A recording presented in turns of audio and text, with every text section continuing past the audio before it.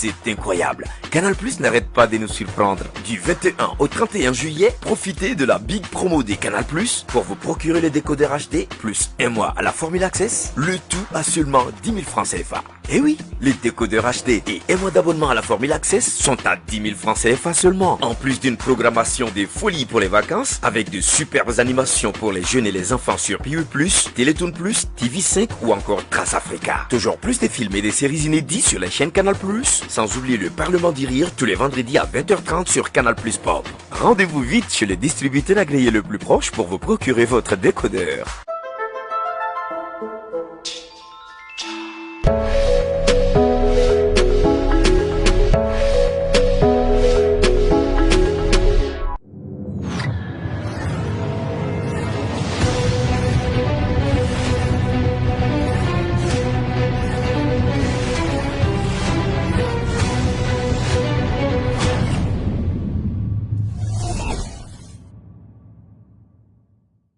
Bonsoir à tous, bienvenue sur le plateau du 33e numéro de Malinov.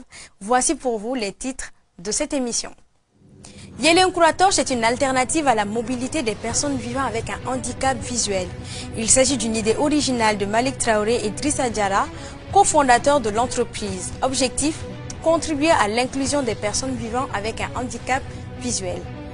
Notre invité du jour est M. Pierre Sagara. Il est consultant en transformation digitale et chef de projet à Saphir Consulting. Saphir Consulting est une entreprise travaillant sur le développement des affaires en Afrique, plus précisément en Afrique francophone.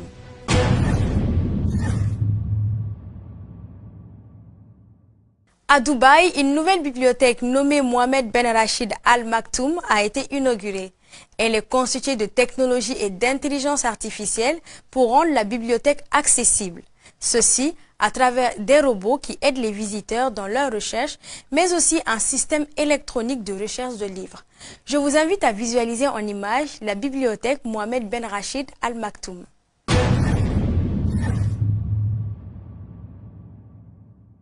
Située à Dubaï, la nouvelle bibliothèque Mohamed Ben Rachid Al Maktoum est estimée à une valeur d'1 milliard d'euros, soit 270 millions de dollars. Il s'agirait de la plus grande bibliothèque du monde arabe constituée à un immeuble à 7 étages. Cette bibliothèque, construite sur une superficie de 46 451,52 m², comprend 9 sections spécialisées différentes avec près de 1 100 000 livres en version papier et numérique. Parmi les grandes sections de la bibliothèque se trouvent notamment une bibliothèque généraliste, une section émirate, des collections privées, une autre dédiée aux jeunes adultes ou encore une section qui accueille cartes et atlas.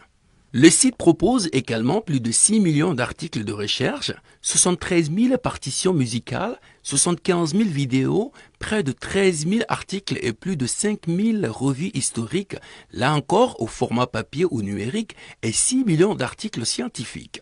Plus qu'une bibliothèque, Mohamed Ben Rachid Al Maktoum est également un centre culturel, donc une destination pour les chercheurs.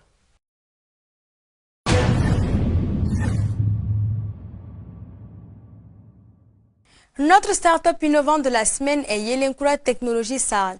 Yelenkura est une start-up qui existe depuis maintenant 3 ans. Soucieux de la vie et de la mobilité des personnes vulnérables, les deux cofondateurs se sont fixés une seule vocation, celui de développer une torche qui facilite la mobilité des personnes vivant avec un handicap, plus précisément le handicap visuel, mais aussi les protéger contre tout danger.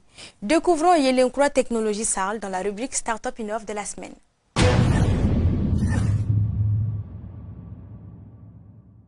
C'est dans l'optique de trouver une solution à la mobilité urbaine des personnes en situation de handicap que Yelenkura Technologies a vu le jour. Au préalable, l'entreprise a procédé à des enquêtes auprès des personnes en situation de handicap pour déceler leurs besoins en matière de mobilité. Les uns et les autres ont déclaré vouloir un engin qui faciliterait leur déplacement. Résultat, l'entreprise a conçu la torche nommée Yelenkura. D'abord, on a notre troisième forme de torche comme ça actuellement avec nous. Donc la première, lorsqu'on avait monté, on les a remis à cette communauté d'utilisateurs.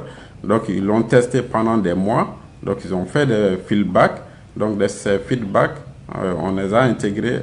Après, il y a eu une deuxième forme, une deuxième étape où on a essayé de prendre leur feedback en charge, donc pour pouvoir les intégrer dans la deuxième mouture, donc jusqu'à ce qu'on arrive à une version, en tout cas, qu'on peut dire entre guillemets parfaite aujourd'hui. La torche Yelenkura est dotée de capacités de détection des obstacles à plus de 4 mètres. À l'approche de danger, des signaux vibratoires sont directement envoyés à l'utilisateur par un bip. Plus la personne s'approche de l'obstacle, plus l'intensité du signal est élevée. Et il y en a aussi qui sont plus à l'aise avec le signal sonore plutôt que le signal vibratoire. Ça aussi, on l'a intégré. Donc, on a intégré un bouton latéral qui nous permet de basculer d'un signal vibratoire au signal sonore. Ou encore combiner les deux signaux, non seulement vibratoire et sonore à la fois. On a changé aussi la forme. Aujourd'hui, on peut même facilement le mettre dans sa poche ou bien peut-être dans son sac. L'autre innovation est aussi l'intégration d'un panneau solaire, donc pour permettre à nos membres, à nos communautés qui vivent en milieu rural, de pouvoir l'utiliser s'ils n'ont pas des sources d'énergie continue avec eux. Donc, il y a cette possibilité de le faire charger avec l'énergie solaire. Donc, il y a une plaque solaire qu'on a intégrée. Donc, il charge automatiquement la batterie. La torche Yelenkura coûte 100 000 francs CFA l'unité. Elle a une autonomie de plus de 24 heures et peut parfois atteindre une semaine sans charge en fonction de la mobilité de l'utilisateur. Elle comporte un bouton d'alimentation sous forme de poussoir. Une fois allumé, ce bouton alerte avec 2 signaux de bip. L'utilisateur sait désormais que l'engin est prêt pour maniement. Dans le sens de la marche, on tient toujours la torche. Dès qu'on s'approche à un obstacle, à partir de 4 mètres, la torche commence à émettre des bips. Ça, c'est 2 bips. Donc, plus on s'approche à 2 mètres, la fréquence des bips devient un peu plus intense. Donc, à 1 mètre jusqu'à 0,50 mètres, centimètres, j'allais dire. Donc, ça devient continu. Donc, pour montrer l'imminence maintenant du danger, sinon de l'obstacle. Donc, en ce moment, on peut faire un balayage avec la torche pour détecter le danger. Donc, pour savoir maintenant c'est quel danger qui est devant nous, et on peut changer en ce moment la direction. On peut prendre la direction parce que les capteurs sont devant. Quand on tourne les capteurs vers le sens, vers un sens ou un autre, donc s'il n'y a plus de signal vibratoire, donc on sait qu'il n'y a plus de danger et c'est ça le bon chemin. Située dans l'enceinte de l'Institut des jeunes aveugles du Mali, l'entreprise compte aujourd'hui 8 personnes qui travaillent tous de façon bénévole. Objectif : contribuer à l'inclusion des personnes vivant avec un handicap visuel. Dans l'avenir, l'entreprise envisage une version plus innovante de la torche. Celle-ci sera directement connectée à la canne classique, mais aussi connectée à une application mobile déjà en cours de conception.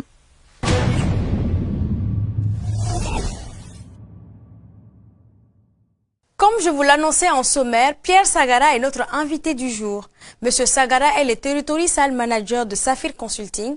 Son travail est de s'approprier les problèmes organisationnels et techniques autour des systèmes d'information ainsi que les processus métiers des entreprises. Voici son interview.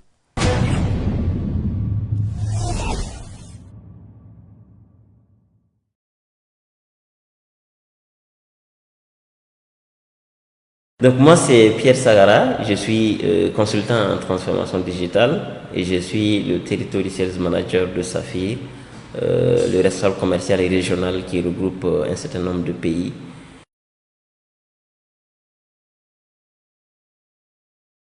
Saphir Consulting est un cabinet de conseil en système d'information et en organisation dont le but est d'apporter de la valeur aux entreprises, c'est-à-dire aux PME et aux filiales des grands groupes à travers une optimisation de leur organisation et aussi un système d'information couvrant l'intégralité de leur flux d'activité jusqu'aux fonctions support de l'entreprise.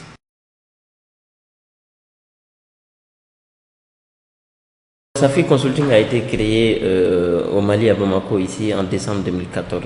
Donc l'idée est partie d'un Malien qui a évolué dans un dans une sphère internationale, dans des grands projets de digitalisation des entreprises. Et à un moment donné, il s'est dit, mais pourquoi il ne faut pas offrir cette opportunité aux entreprises maliennes d'être accompagnées par des compétences locales, africaines, et également les accompagner dans tout ce qui est mise en place des systèmes d'information solides, robustes et qui soutiennent les entreprises dans leur élan de croissance et dans leur élan d'expansion à travers l'Afrique.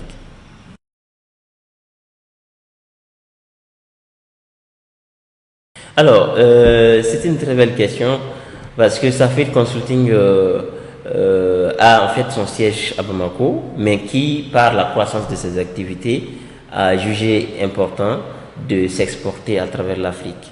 Donc c'est ainsi que nous avons créé une filiale en Côte d'Ivoire, une filiale au Cameroun, une filiale au Sénégal. Nous travaillons sur plus d'une quinzaine de pays, mais nous avons des présences juridiques, c'est-à-dire des filiales qui sont juridiquement constituées dans 4 pays.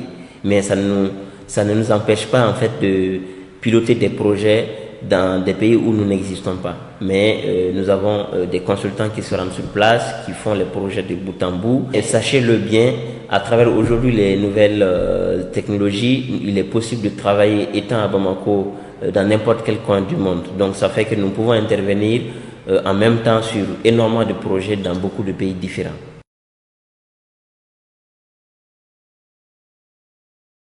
C'est d'abord à travers l'optimisation de leur organisation. Donc une entreprise qui a du succès, c'est une entreprise qui est bien organisée. Deuxièmement, c'est en leur proposant un système d'information qui couvre l'intégralité de leur processus métier et aussi les fonctions support. C'est-à-dire qu'une entreprise, normalement, pour bien fonctionner, doit disposer d'un outil de travail qui soit efficace et qui soit collaboratif. Et d'autre part, le dirigeant, pour pouvoir bien piloter son entreprise, doit disposer des rapports et aussi des indicateurs de performance qui soient issus des données réelles, issues de l'opérationnel. Donc nous, on met à la disposition des chefs d'entreprise et des entreprises donc un outil qui est SAP, qui est le leader mondial des solutions de gestion intégrée. Le leader mondial. SAP, c'est un ERP, donc un logiciel de gestion intégrée dont l'éditeur est allemand. SAP, c'est Système d'application programmable, ou en anglais Systems Applications for Data Processing. Ok? Donc, lorsque une entreprise tourne sur SAP, c'est-à-dire que c'est un outil qui va permettre à l'ensemble des collaborateurs de pouvoir travailler en toute bonne communication.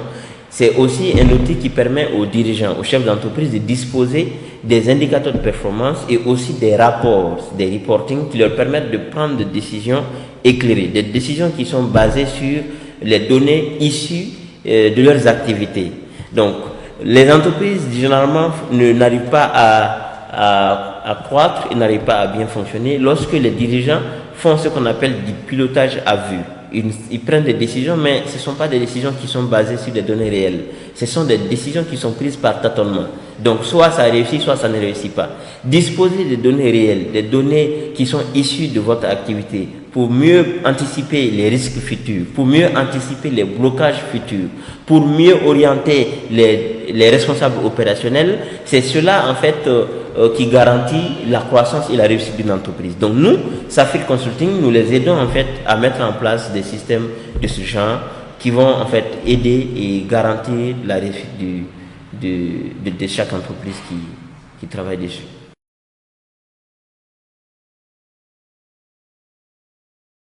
L'offre digitale de Safir Consulting s'articule autour de 4 grandes composantes. La première composante, c'est ce qu'on appelle le back-end system.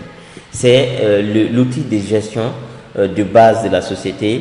Donc, c'est la gestion de la comptabilité, c'est la gestion du processus d'approvisionnement, les moyens généraux. C'est également la gestion des flux, par exemple, de vente. C'est la gestion de la relation avec les clients, c'est la gestion par exemple des immobilisations, donc le patrimoine de l'entreprise, c'est la gestion du budget, c'est la gestion de la comptabilité analytique, ainsi de suite. Deuxièmement, nous proposons ce qu'on appelle le core system. Le core system, c'est comment gérer en fait l'outil le cœur du métier, par exemple, d'une entreprise lorsque l'entreprise se retrouve dans une industrie particulière. Lorsque vous prenez, par exemple, une usine qui fabrique, par exemple, des briques, donc vous allez voir que le corps système que SAFI propose va gérer l'ensemble du cycle de production. Donc, depuis l'achat des matières premières jusqu'à l'entrée en stock des matières fabriquées ou des produits finis. Donc, tout ce cycle-là doit être bien maîtrisé par l'entreprise pour s'assurer qu'il y a derrière de la rentabilité et maîtrise des coûts. Donc, il y a des matières premières, il y a des techniciens qui sont dessus, il y a des machines, des équipements qui travaillent. Donc, tout ce cycle-là doit être bien maîtrisé pour s'assurer qu'on va pouvoir rentabiliser les produits lorsqu'on va les vendre sur le marché. Donc ça c'est juste le cas d'un secteur bien défini, mais vous pouvez élargir ça à l'ensemble des entreprises de n'importe quel secteur que ce soit. La troisième composante, c'est ce qu'on appelle Business Intelligence, la BI. C'est un outil de reporting de base. C'est un outil d'aide à la décision. C'est-à-dire que c'est un outil qui va vous donner en temps réel l'ensemble des indicateurs clés de performance que les dirigeants. C'est l'ensemble des tableaux de bord qui permettent de piloter de manière éclairée l'activité d'une entreprise. Donc ça évitera aux chefs d'entreprise et l'ensemble des décideurs de piloter l'entreprise à vue. Le pilotage à vue, c'est lorsqu'on prend des décisions par tâtonnement. On ne sait pas exactement sur quoi il faut se baser pour prendre les décisions. Donc lorsque les différentes équipes envoient les rapports, parfois c'est des rapports qui sont traités sur Excel, manuellement, ainsi de suite. Donc c'est source d'erreur. Donc lorsque vous prenez des décisions sur la base d'informations qui ne sont pas fiables ou qui ne sont pas erronées, ça veut dire que la décision que vous prenez aussi risque d'être une décision erronée. La troisième composante et non des moindres, c'est ce qu'on appelle la Digital Experience Platform, la DXP. C'est l'expérience digitale du client qui compte. Aujourd'hui, les clients sont devenus beaucoup plus exigeants. Ils veulent avoir tout à leur disposition là où ils se trouvent et maintenant.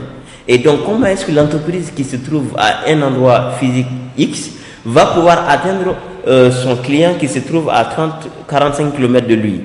Donc, le client ne souhaite pas, pour des petites courses, se déplacer à des kilomètres. Pour des petites réclamations, il ne souhaite pas se déplacer. Donc, comment est-ce que nous allons pouvoir atteindre ces clients depuis leur salon à travers leur téléphone portable? C'est ça la DXP. Aujourd'hui, les entreprises sont obligées d'aller vers cela au risque de perdre une bonne cible de leur clientèle. Donc, ce sont les entreprises qui finalement proposent ce genre d'offres, qui proposent à ce que le client puisse depuis son téléphone avoir accès à ce qu'il veut, qui vont finalement venir rafler toute la mise du marché. Parce que les clients sont devenus paresseux et ils sont devenus très exigeants. Paresseux parce qu'ils savent que ce qu'ils veulent, ils peuvent l'avoir là où ils sont sans pour autant se tracasser dans les déplacements et dans les files indiennes qui se trouvent devant nos différents bureaux et nos différentes entreprises.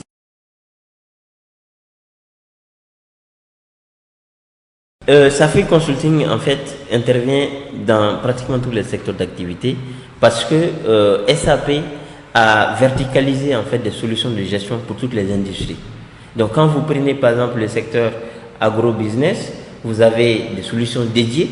Quand vous prenez par exemple le secteur de la concession automobile, vous prenez le secteur des assurances, vous prenez le secteur des industries pétrolières, donc les hydrocarbures, vous prenez les secteurs de grande distribution, vous prenez également, par exemple, les secteurs étatiques, donc dans le domaine de l'éducation, par exemple, ou dans le domaine de l'administration publique. Donc, SAP a verticalisé des produits pour l'ensemble des secteurs d'activité. Donc, SAFI Consulting également couvre en fait tous ces secteurs-là et accompagne les entreprises en fonction de leur secteur d'activité en leur conseillant sur les meilleures offres, les meilleures solutions digitales qui existent pour elles.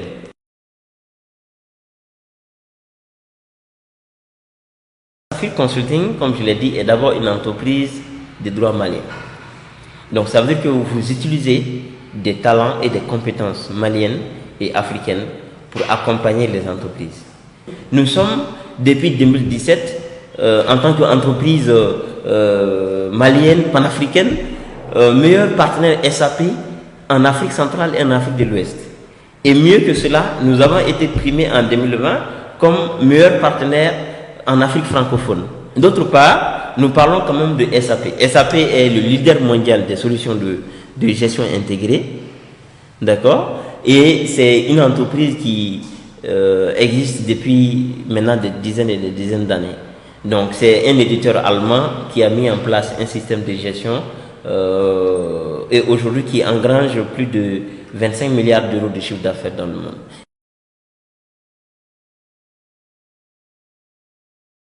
Vous avez également ce qu'on appelle SAP S4HANA, donc qui est un produit dédié aux grandes entreprises. Vous avez un produit qu'on appelle Rise with SAP HANA Cloud, qui permet également de pouvoir gérer des entités qui sont très grandes. Exemple, un groupe. Donc un groupe qui existe par exemple au Mali, qui existe en Côte d'Ivoire, qui existe au Niger, qui existe dans d'autres pays. Même si votre entreprise est constituée seulement d'une personne, vous pouvez utiliser SAP Business One. Donc SAP a conçu les produits en fonction de la taille des entreprises. Pour les petites et moyennes entreprises et les très petites entreprises, il y a des produits qui sont spécifiques. Donc c'est des produits sur mesure. Pour des entreprises qui sont beaucoup plus grandes également, SAP a prévu des produits qui vont leur permettre de pouvoir gérer leurs activités qui sont très grandioses, peut-être qui sont au-delà des frontières.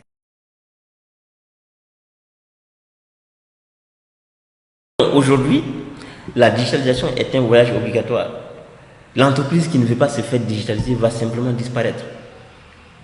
D'accord, je vous donne un exemple. Quand vous prenez le cas de Kodak, qui était dans les photographies. Aujourd'hui, elle a pratiquement disparu. Pourquoi? Parce qu'entre-temps, les gens faisaient quoi? Ils faisaient les photos, il y avait des pellicules qui étaient longues de plusieurs kilomètres, ainsi de suite. Les gens n'ont plus le temps à ça. À travers les smartphones qui sont sortis et les caméras numériques, les gens peuvent avoir les photos en temps réel maintenant. Donc pourquoi aller se fatiguer à faire des photos? Tu vas prendre 2 semaines pour que le photographe aille dans les labos, qu'il ramène vos photos. Donc la digitalisation est devenue obligatoire. Quand vous prenez le cas de Amazon, Amazon est aujourd'hui le plus grand magasin virtuel qui existe dans le monde. Amazon n'a pas, disons, un seul magasin, un seul entrepôt. C'est simplement une plateforme digitale qui réunit les vendeurs et les acheteurs. Et aujourd'hui, le fondateur d'Amazon est l'un des plus riches au monde. Donc c'est le cas, on peut citer des exemples comme ça. Donc une entreprise qui refuse de se digitaliser va dans le moyen ou dans le long terme totalement disparaître. Parce que les clients ou la population cible ou les consommateurs sont devenus beaucoup plus exigeants et il faut que l'entreprise fasse tout pour répondre à ces exigences. Et ça, c'est à travers la digitalisation que nous devenons très proches de nos clients.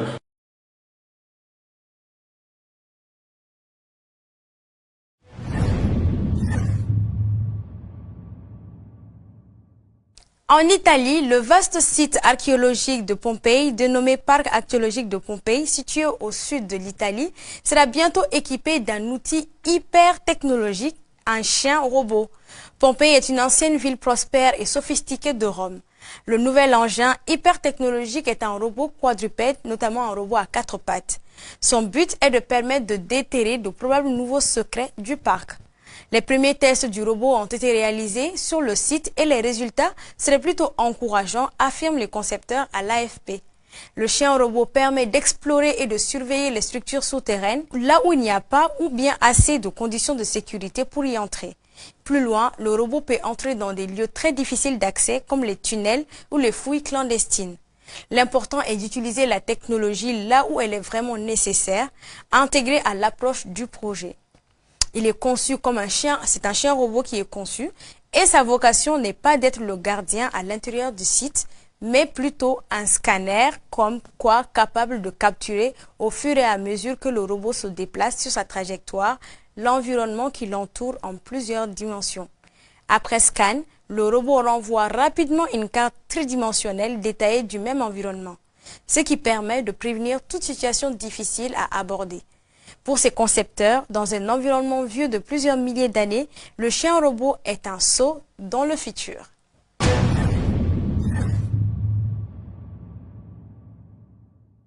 Astuce du net de cette semaine, nous parlons de Snapchat. Snapchat est conçu de sorte à vous offrir un aperçu de l'ensemble des restaurants, boîtes de nuit, hôtels, ciné, en gros tous les lieux de loisirs, et ce à partir de l'outil de géolocalisation présent sur le réseau social. En plus, vous pouvez avoir une vue panoramique des différentes cartes de la sous-région, du continent, mais aussi des autres continents. C'est parti pour l'astuce.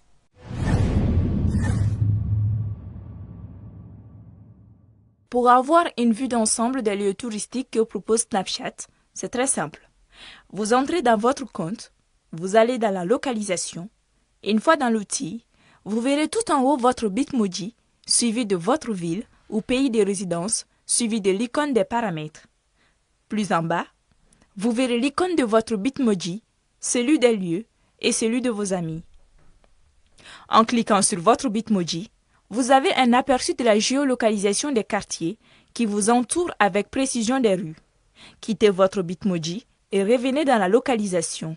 Vous aurez un aperçu de la géolocalisation de plusieurs de vos amis et un aperçu global de la carte de vos pays. En faisant un zoom, vous aurez un aperçu des différents lieux où se trouvent vos amis. En élargissant le plan, vous aurez alors la carte du Mali avec les différentes régions en plus de la capitale.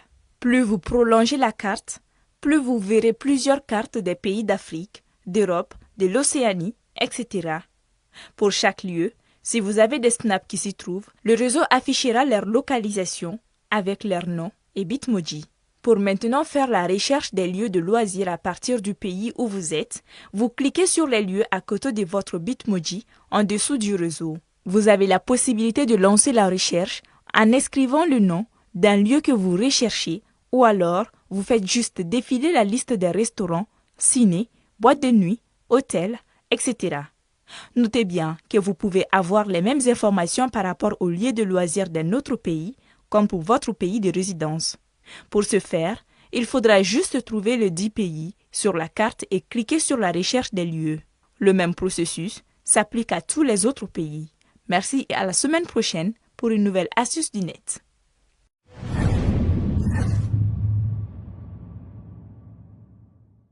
Et c'est sur cette note d'astuce que s'achève ce 33e numéro de Malinov. Merci à tous de l'avoir suivi.